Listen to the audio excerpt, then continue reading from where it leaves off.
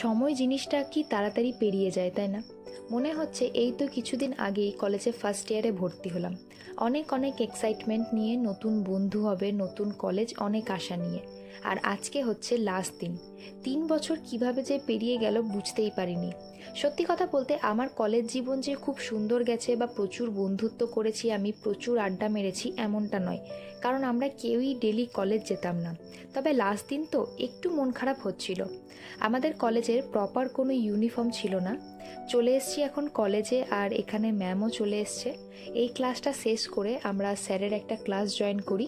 এটাই কলেজের শেষ ক্লাস। ব্যাস আমাদের ছুটি, চিরকালের মতো কলেজ থেকে ছুটি। তারপরে সমস্ত টিচার ও সমস্ত স্টুডেন্টদের নিয়ে একটা গ্রুপ ফটো তোলা হলো। আমরা তারপরও অনেক ছবি ভিডিও করছিলাম, কারণ এগুলোই তো সারা জীবন থেকে যাবে, তাই না? তারপরে কলেজকে টাটা বাই বাই জানিয়ে চলে গেলাম বাড়িতে।